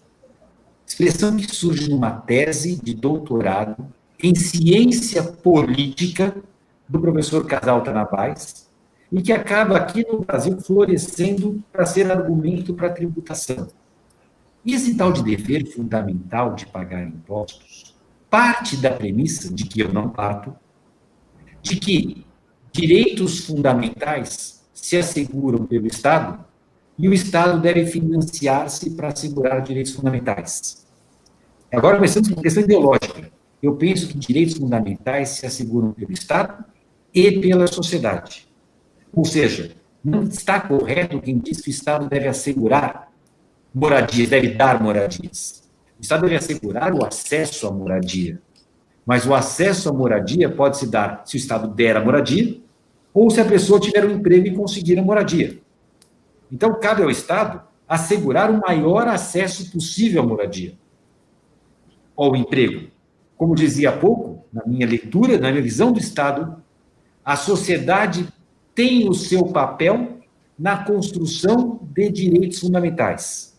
Como eu nego o monopólio do Estado na garantia de direitos fundamentais, como eu penso que o nosso Constituinte deu à sociedade um papel relevantíssimo para, junto com o Estado, assegurar os direitos fundamentais, eu não posso admitir que o Estado sufoque a sociedade. Ou seja, eu preciso de um espaço para que a sociedade cumpra o seu papel também para assegurar os direitos fundamentais. Então, com isso, eu nego a premissa do dever fundamental. Porque se eu admitir que o Estado é o único a assegurar direitos fundamentais, toda tributação, sem qualquer limite, está justificada, pois sempre se justifica no direito fundamental. Essa é a ideia do dever fundamental. Eu digo que não. Eu digo, existem limites, o nosso Constituinte impôs limites para assegurar que haveria um espaço, aquilo que eu vou chamar de mercado, para que florescesse o mercado, para que ali também surgissem direitos fundamentais. Emprego, moradia, etc., vão surgir a partir dessa atuação do mercado naquele campo das limitações ao poder de tributar. Então, a partir dessa minha negativa do dever fundamental, para eu dizer que eu posso ter o planejamento, eu não posso ver um ilícito, eu não preciso de um propósito negocial para um planejamento tributário. Basta que eu não incorra no fato gerador. E a pergunta é: incorreu ou não incorreu? No entanto, o que nós vimos é essa importação que foi feita pela Receita Federal, com base numa doutrina minoritária no país, que veio falar desse tal de propósito negocial. Quando a gente verifica, o que me incomoda? Nós tivemos, sim, o artigo 116 do CTN. Mas o artigo 116 do CTN, parágrafo 1, nunca usou a expressão propósito negocial. Ele fala que o fisco está autorizado a desconsiderar atos praticados com a finalidade de dissimular a ocorrência do fato gerador. Ou seja, o que é importante no 116 é dizer, o pressuposto do 116 é, existe um fato gerador, eu passei pela porta, mas eu pratiquei um ato que dissimulou, que faz de conta que eu não passei, quando de verdade eu passei. O 116 é uma norma anti-simulação apenas, Porque o pressuposto dele existe o fato gerador, existe um ato praticado com a finalidade de dissimular a ocorrência, o fisco pode desconsiderar a fumaça para enxergar que existe o fato gerador. Nada contra, está corretíssimo. Nós estamos sabendo que está sendo julgado agora uma ADIM do 116, e a ministra Carmen Lúcia, um voto que foi proferido, o último que eu conheci até agora, ela foi muito feliz, falou que 116 não é inconstitucional. Mas por que ela diz que não é inconstitucional? Não é inconstitucional porque ela não é uma norma de propósito negocial. É apenas uma norma que afasta a fumaça e quer saber se houve o fato gerador. Se houve o fato gerador, não há por que não tributar. Agora, essa doutrina minoritária quer ver no 116 o que ele não faz. Quer admitir que eu tribute sem o fato gerador. Isso não é possível. E invocam o propósito negocial, daí eles vão dar um passo adiante. Olha, e como tem o propósito negocial, vamos regulamentar, o 116, parágrafo único, fala em regulamentação. Fizeram uma medida provisória, número 66, para, aí sim, nós tivemos no ordenamento brasileiro propósito negocial, um ato sem propósito negocial seria desconsiderado. O que o nosso Congresso fez quando examinou a medida provisória 66? Rejeitou. Ou seja, não é dizer que nós estamos diante de um caso de lacuna. Nós temos deputados que se reúnem em nosso nome, nós pagamos para esses caras fazerem isso, eles vão em nosso nome e dizem, eu não quero, propósito negocial não existe no Brasil. Mais recentemente, pela medida provisória 500 e poucos, se o nome dela, que ela falava sobre, voltou a falar em propósito negocial para fins da ação 12 do BEPS, que era para, assim, eu deveria informar o planejamento tributário sem propósito negocial. O que aconteceu no Congresso pela segunda vez? Rejeitou-se. Ou seja, 2 vezes o Congresso Nacional recebe do Executivo a expressão propósito negocial e as 2 vezes os nossos representantes disseram negativo. Não é isso que tem no 116. Eu não quero isso. Agora, nós estamos numa situação ímpar em que o Congresso Nacional se reúne, diz, eu rejeito, note, não é omissão, é rejeição. E o Executivo diz, eles não sabem de nada. Eu vou cobrar de qualquer modo, porque eu, Executivo, sou melhor que o Congresso. Eu fiz a medida provisória, foi rejeitada, mas vou cobrar de qualquer jeito. Eu acho que, de novo, é a hora da ordem falar, escuta, em que país estamos? Se eu tenho um legislativo que 2 vezes rejeita, é dizer, não me venha com isso. Faça o seu trabalho, fisco. Prove que houve um pacto simulatório, prove que houve simulação e atue. Atue com base no nosso direito. Não vai importar figuras que não existem no direito brasileiro. Eu acho que é esse o tema sobre propósito negocial. Do meu ponto de vista, algo execrável, algo que não existe. Não há qualquer problema em eu dizer, pratiquei isso porque eu não queria pagar imposto. Sim, eu poderia ter feito outra coisa, mas não o fiz, porque eu ia pagar imposto e achei que era demais, não queria. Tive esse caminho alternativo. Não há problema nisso, não há nenhum ilícito nisso. Inclusive, professor, existe o risco, alguns escritórios de advocacia têm sido autuados por consultoria planejamentos que têm sido realizados e tem se tirado da autonomia advocatícia o propósito negocial de adequadamente fazer determinada empresa pagar a menor quantidade de imposto possível. Imagine um escritório de contabilidade que tivesse um ônus, pela regra do propósito negocial, tudo aquilo que levasse à redução do pagamento do tributo estaria eivado da falta de propósito negocial. Olha, então, eu confesso que eu ficaria tranquilo, porque se tudo que levasse a não pagar um tributo devido fosse cobrado de mim, eu não teria nenhum problema. Porque tudo que eu faço é para que não haja um tributo devido. Ou seja, o planejamento tributário implica não há tributo devido. Então eu fico tranquilo. Se você quiser falar, porque todo o planejamento tributário que eu faço, naturalmente, é sem que haja um fato gerador. Então, não tem sentido falar em reduzir o tributo devido pelo planejamento tributário. O planejamento tributário não reduz o tributo devido. Não, mas na concepção do fisco, eu estou falando na concepção do fisco, ele acredita que aquela operação devesse ser realizada nesse formato ABC, porque no formato ABC leva-se a pagar mais tributo. E a empresa entende que o D e F são mais viáveis. Tem sentido nisso. Não é porque o valor está no orçamento, não é porque o Estado acha que vai receber, que ele já tem o direito de receber. Sem fato gerador, ele não tem direito. Ele pôs no orçamento, ele tem uma expectativa de vir a receber. Quando muito, eu frustrei a expectativa dele. Digo isso porque é muito comum falar que o planejamento tributário é abuso do direito. não é abuso do direito. Por que não é abuso do direito? Porque eu abuso do meu direito quando, no exercício do meu direito, eu invado o seu. Ou seja, eu exerço minha propriedade de um modo tal que eu acabo gerando aquela história da sombra que eu gerei na sua propriedade. Como se houvesse abuso de direito. Eu posso abusar do direito à vida? Não. Ou eu exercito o direito à vida, eu não tenho como abusar mais ou menos do direito à vida. Eu não tenho como abusar do direito de pagar menos, né, de não pagar tributos. Isso é um direito inalienável. Eu acho que existem direitos, existe abuso do direito, em alguns casos, mas o abuso do direito pressupõe que no exercício do meu direito, eu invadi o seu. Sim. Não tem direito ao tributo sem o fato gerador? Quando eu frustro o surgimento do fato gerador, eu não cometi abuso, porque você não chegou, você não tem o direito de exigir que eu sou. Você tem a expectativa, mas você não tem o direito. Então, se eu te frustro a expectativa, sinto muito, azar o seu. Você não tem o direito a contrapor. Eu digo isso porque, só dizer esse ponto e vou terminar com isso, porque o pessoal cita a doutrina francesa, porque na França se fala em abuso do direito em matéria tributária. Mas um ponto que é importante mencionar é que na França existe uma lei tributária que chama de abuso do direito a figura que seria eu evitar a ocorrência do fato gerador. Então, não é que eles usam o instituto do abuso do direito ou direito privado.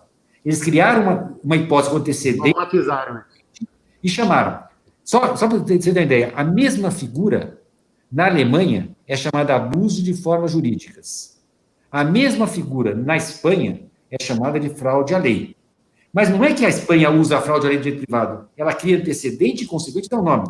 Eu tenho dito em aula que se o alemão, que foi o primeiro, em vez de falar abuso de formas jurídicas, ele falasse, fica instituído o Instituto Jurídico da Bolinha.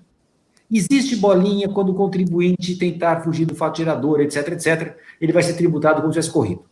Daí o francês falasse, puxa, gostei, eu vou criar bolinha. Mesma coisa. Quando você quiser fugir do fato gerador, você vai ser tributado como se fosse. E o espanhol, idem. Ninguém aqui no Brasil ia ter a ousadia de querer aplicar bolinha sem que um legislador tratasse da matéria. Acontece que o francês, em vez de chamar de bolinha, ele chamou de abuso do direito, que é uma coisa do direito privado, ele chamou, deu alcunha de abuso do direito. Não é que isso é abuso do direito, isso é apenas o Instituto de Direito Tributário francês que ganhou a alcunha de abuso do direito. Nós temos abuso do direito no direito privado, mas nós não temos uma figura no direito tributário chamada de bolinha, de abuso do direito, o que fosse. Nunca o nosso legislador previu isso. Ao contrário, nosso legislador tomou uma decisão inversa e proíbe a analogia. Perfeito. Ou seja, se eu não. É uma decisão do nosso legislador complementar. Você pode mudar a decisão, mas neste momento eu não posso tributar por analogia. Ou seja, se a lei está expresso no próprio CTN, está expresso no próprio CTN. Se a lei prevê um fato gerador e eu pratico outro fato gerador, eu não posso ser tributado como se tivesse incorrido, porque isso é analogia, que é prevista na Alemanha, que é prevista na França, mas nós não temos. Excelente, perfeito, professor. Vamos aqui para o nosso, né? Logicamente que nós estamos aqui diante de vários temas complexos, né? E interessantes, né? Mas até para a gente poder também aproveitar, vejo que o nosso tema já começa a chegar na reta final, a gente estamos aí já com 1h24. Então, professor, eu vou ter a difícil missão de trazer o último tema dentre os temas que a gente selecionou, tá? E vou pedir, então, para o senhor comentar um pouco, para a gente já chegar aí nessa reta final, sobre seletividade e reforma tributária, né? Eu queria tratar um pouco, ver a opinião também do Fred, até porque estamos aí diante de um cenário sobre a reforma tributária, né? Então, nesses 10, 15 minutos que nos restam, eu queria tratar desse tema, para a gente poder, já adiantando que estamos cumprindo com quase todos os temas que a gente selecionou, viu, Fred? Os temas que a gente separou, conseguimos dar uma objetividade aqui na nossa discussão. Então, falar um pouco, professor, sobre esse último tema, desses 10, 15 minutos que nos restam, seletividade e reforma tributária. Pois é, esse é um tema importantíssimo. Quando a gente discute reforma tributária, um dos projetos que está hoje em dia em discussão é a PEC 45, que tem problemas, sempre claro, a PEC 45 tem problemas. Tem vários problemas que ninguém tem falado sobre eles. Eu vou lhe dar um exemplo, o tal do imposto seletivo que ela prevê, mas não diz como é que seria, sobre o que ela decidiria. Tem outro problema, que é o tal do comitê gestor, que não diz como ele vai ser composto. Tem vários problemas. Mas tem um problema que acusam, e esse me incomoda. Dizem que o imposto, que ao cobrar uma única alíquota, que isso seria inconstitucional porque feriria uma cláusula pétrea da seletividade. E isso me incomoda. Isso me incomoda porque quem assim defende está, assim, vamos dizer, o que eu posso dizer? A seletividade me parece que é uma técnica interessante, criada no passado para os tributos chamados indiretos, tendo em vista que eu não conheço quem é o meu consumidor.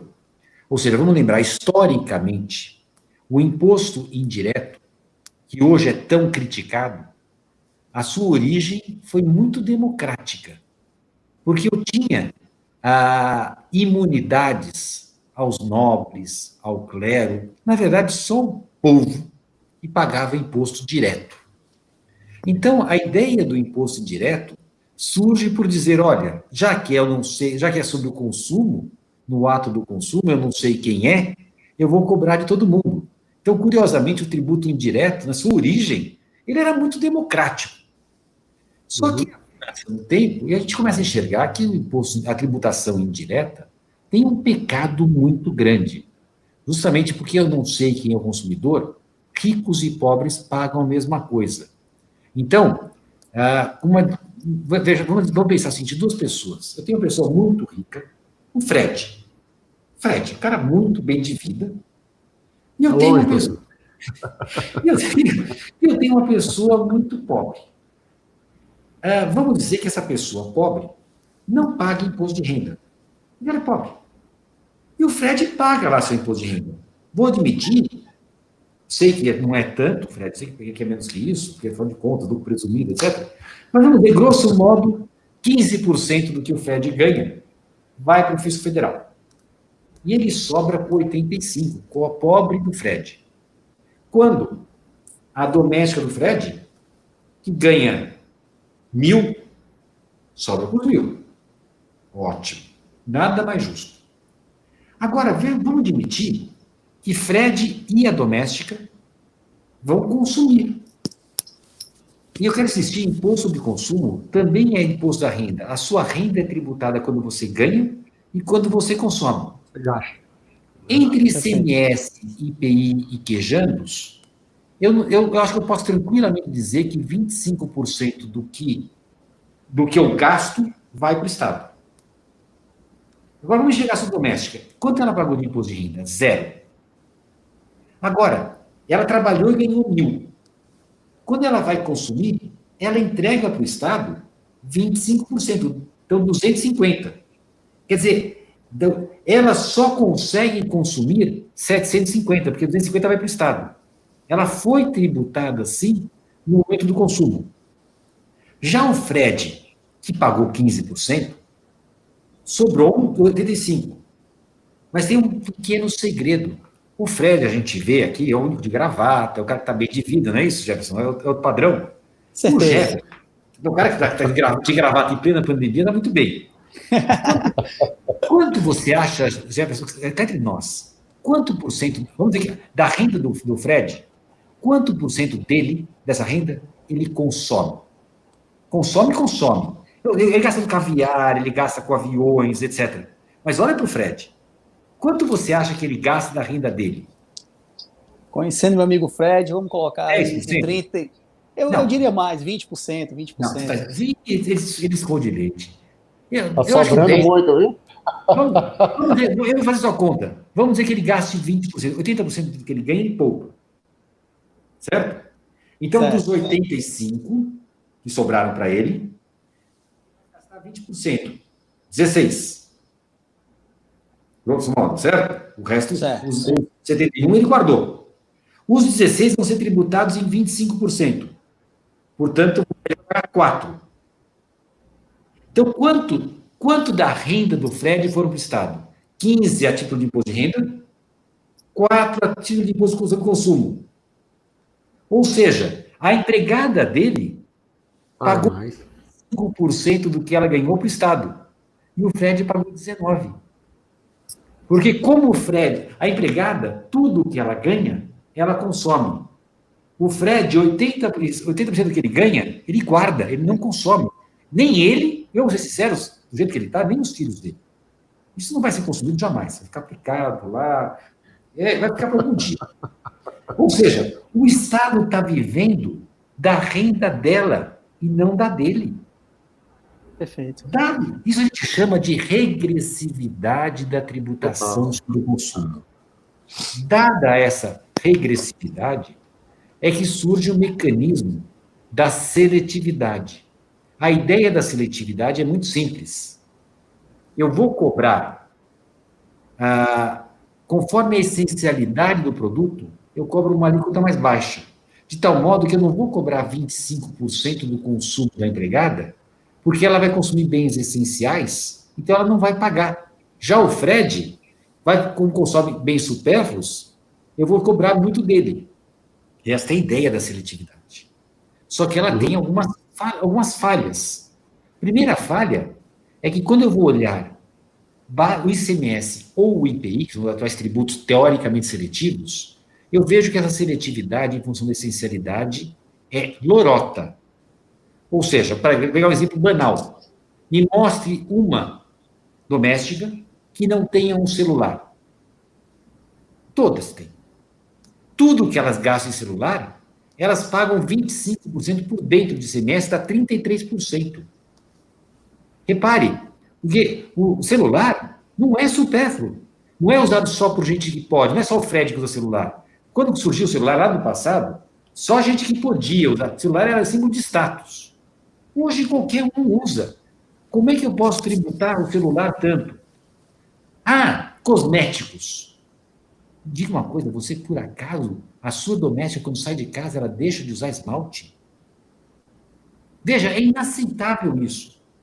Em nome dessa tal de seletividade, eu crio distorções brutais, sem falar dos serviços. Os serviços são tributados no ISS só hoje, assim, no máximo 5%. Mas quem que consome serviço mais? É o pobre ou é o rico? Será que a cabeleireira, o Fred, quando vai ao massagista, quando vai ao barbeiro, fica lá o tempo todo, não sei o que e tal, ia ao barbeiro antes da pandemia, né? Porque agora não tem mais barbeiro. Mas, enfim, tudo aquilo pagando só 5%. Ou seja, a verdade é que a seletividade já não cumpre a função de separar os pobres e os ricos. Ao mesmo tempo, e agora vem o outro lado da moeda, já que eu falei da pandemia, a pandemia está me trazendo algumas tecnologias que estão crescendo muito rapidamente. A gente tem acompanhado, hoje na China já é sabido, se você disser que você tem Covid, o chinês já sabe com quem você esteve, onde você esteve, nas últimas 2 semanas. E vai pegar cada um e vai notificar. Ou seja, hoje já há tecnologia para eu saber exatamente quanto o Fred consome. Já existe tecnologia para que eu possa, na mesma fila do supermercado, quando é o Fred que está comprando, eu poder aplicar uma alíquota. E quando for a doméstica dele, eu poder aplicar outra alíquota. E faz muito mais sentido. Ou vamos ser mais realistas. Hoje em dia, que era a proposta da PEC 45, por que não cobrar o mesmo imposto de todos e depois, via CPF, se o CPF é de uma pessoa como a doméstica, eu vou lá e devolvo para ela. Ou seja, a ideia da tributação sobre o consumo como um tributo impessoal, que era aquele que justificava que eu não cobrava dos nobres e que eu conseguia cobrar dos nobres do clero, hoje, o tributo sobre o consumo é plenamente pessoal. Eu posso saber que é o Fred consumindo. Se eu não sei no ato do consumo, que eu acho que eu poderia saber, certamente, porque quando o Fred coloca o CPF dele, eu posso saber que é ele. Então, me parece que é muito mais eficaz, com a finalidade de respeitar a capacidade contributiva, eu cobrar a mesma alíquota de todos e devolver para aqueles que não podem, a manter essa seletividade, que é, usei a expressão, vou repetir, uma lorota. Uma lorota. E que, na verdade, o que eu tenho hoje são lobbies, são setores empresariais mais fortes que vão ao governo, pressionam e conseguem as alíquotas mais diferentes. Começamos hoje falando de corrupção e terminamos com corrupção. A seletividade é um espaço aberto para a corrupção. Temos que acabar com isso, sim. Amigo Fred, por gentileza, com suas considerações. Excelente, professor, essa parte final. Perfeito. Professor, nós temos aqui um trabalho da comissão toda, diga-se de passagem, de fazer, a gente foi meio que paralisado por conta de pandemia mesmo, e o momento paralisou todos os debates sobre reforma tributária. A gente chegou a fazer algumas palestras aqui na comissão, inclusive com o professor Mauro Benevides Filho, que é um dos que está mais discutindo esse assunto lá junto com o Ministério da Fazenda, enfim.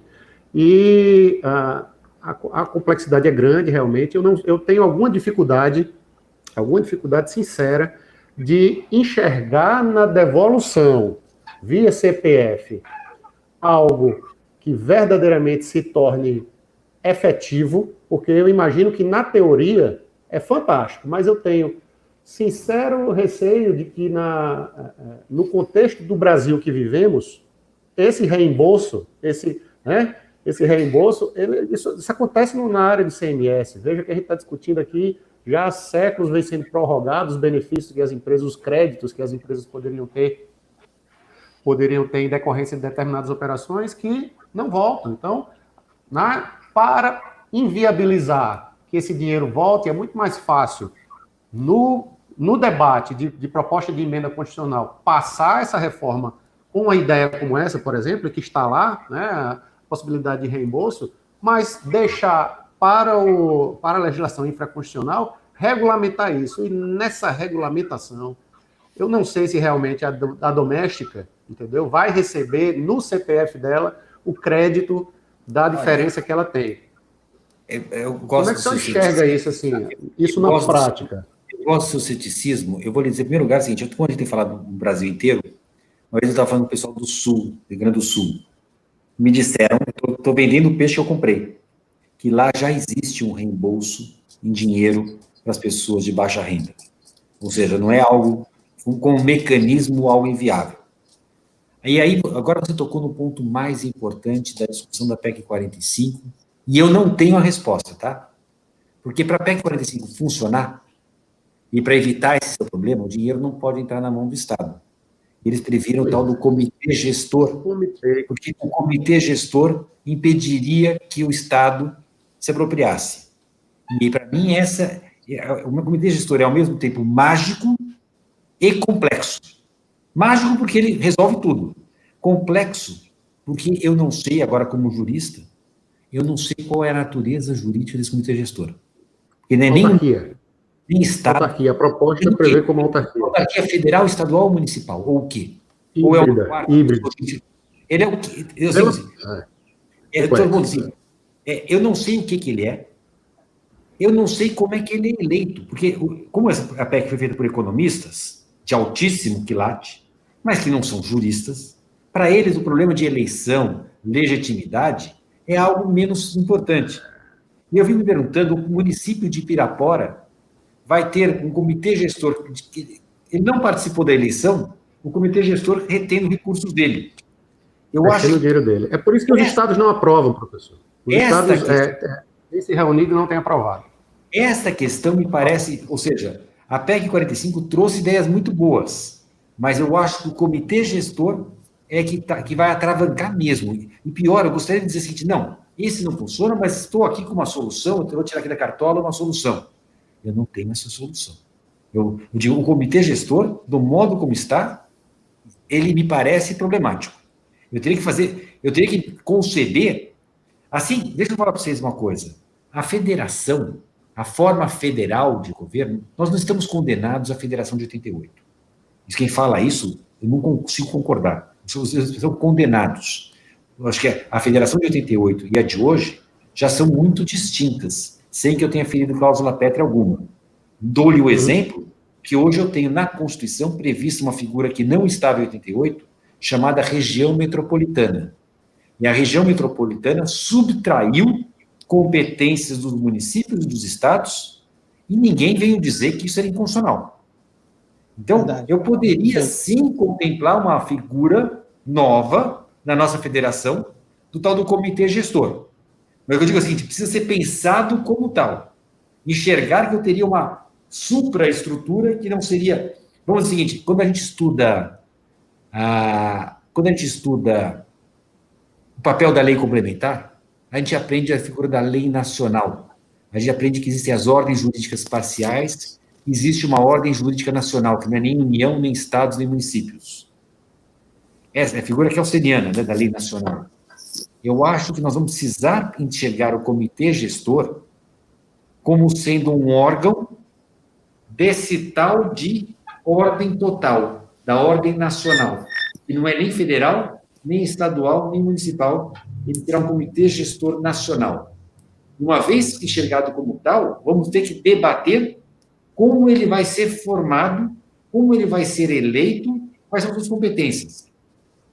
Eu digo, esse é o nosso papel, juristas, para tentarmos enxergar um modelo de federação em que eu tenha órgãos que não são parciais federal, estadual, municipal, que sejam nacionais e que, portanto, se coloquem sobre os entes parciais, como ente nacional, sem ser contra a federação, apenas um modelo de federação com um órgão nacional. É algo que nós temos que elaborar e estudar. Eu insisto, discordo de quem diz que a federação de 88 está congelada. E acho que nós podemos ter vários modelos de federação. E acho que podemos ter uma transição para um modelo melhor de federação. E talvez esse comitê gestor nacional faça sentido. Mas, lamentavelmente, as pessoas batem na reforma tributária, batem na PEC, no bloco. Eu acho muito mais interessante enxergar o problema que ela tem mais concreto, em vez de bater, tentar buscar uma solução. Aí sim começar a debater como seria um órgão nacional, como ele teria que... Sabe, essa discussão que nós temos que fazer agora, esse é o papel importante do jurista. Uma informação complementar, professor, na proposta da PEC 45, isso está vinculado ao governo federal, tanto que, em razão da criação do comitê gestor, todos os contenciosos administrativos estaduais, porque toda a discussão iria para o CARF. O comitê gestor.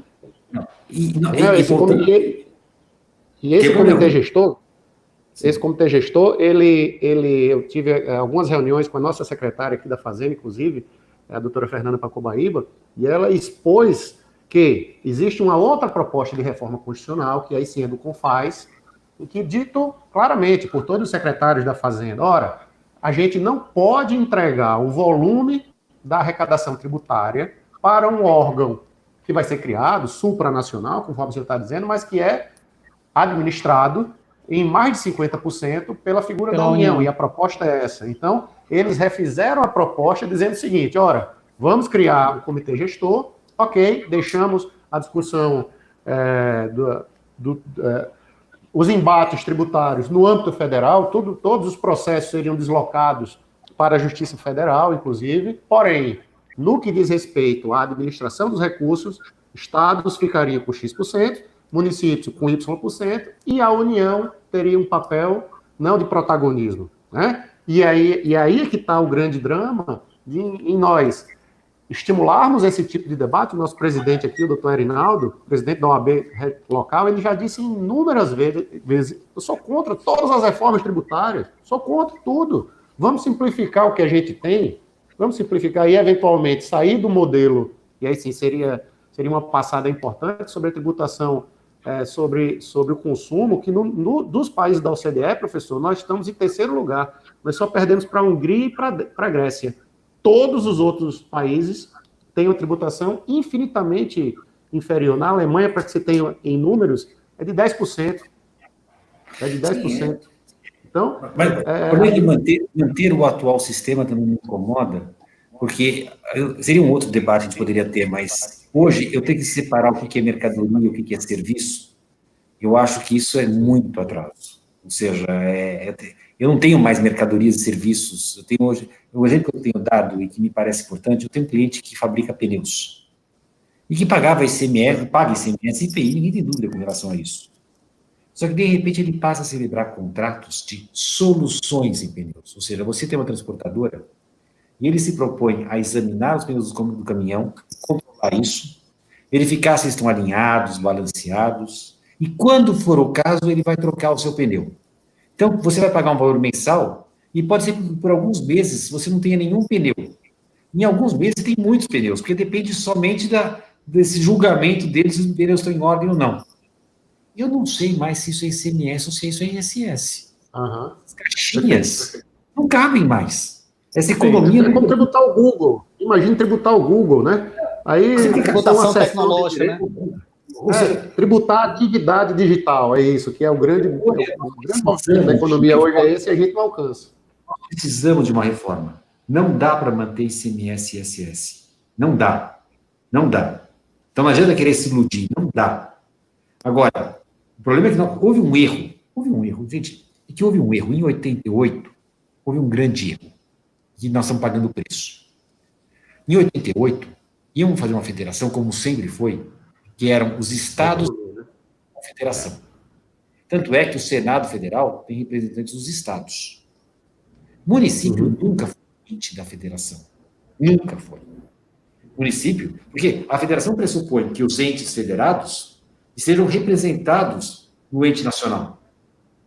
E os municípios não têm representação nenhuma.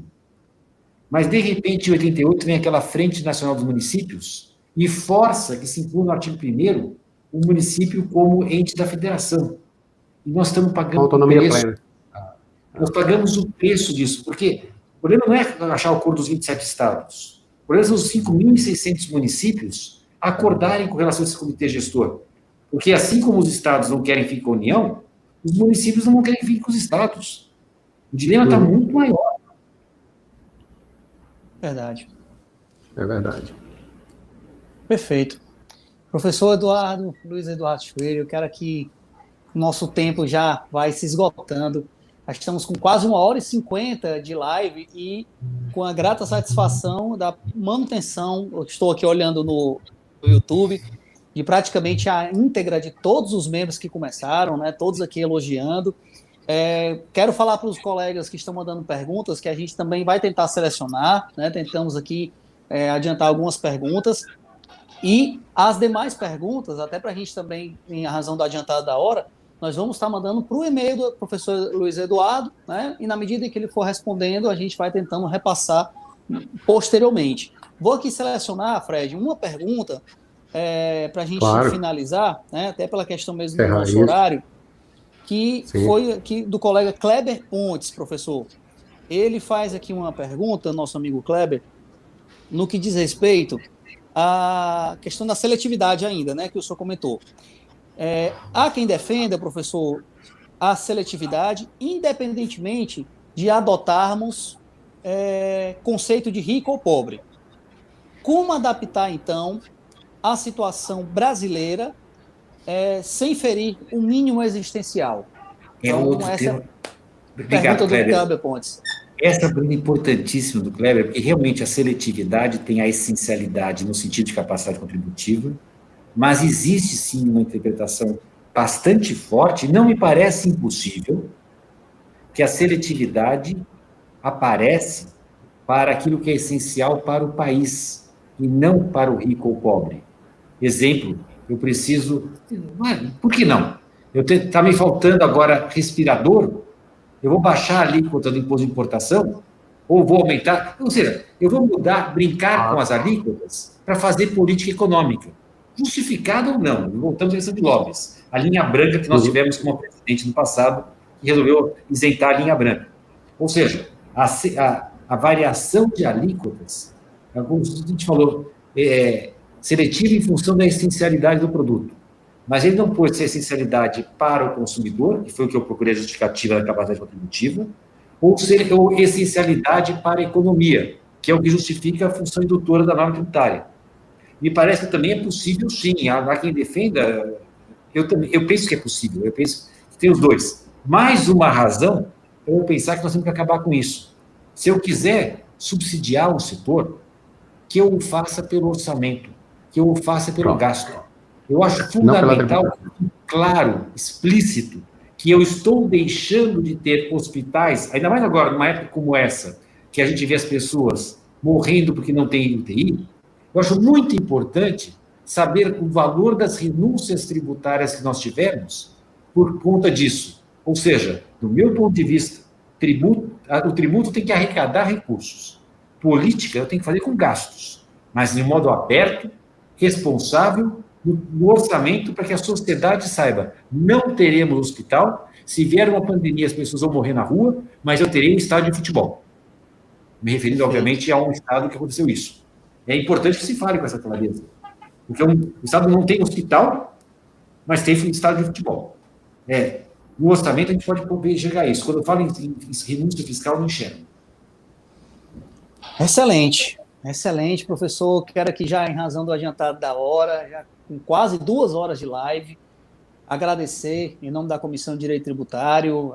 O tempo passou muito rápido, né? Foi uma das nossas lives mais extensas e produtivas, pelo menos assim, eu tenho certeza que os colegas estão aqui firme e forte aqui acompanhando, quase 2 horas de live, em pleno dia útil realmente, né? E agradecer em nome da Comissão de Direito Tributário da OAB do Estado do Ceará, a sua participação, a sua disponibilidade desde o primeiro momento, né?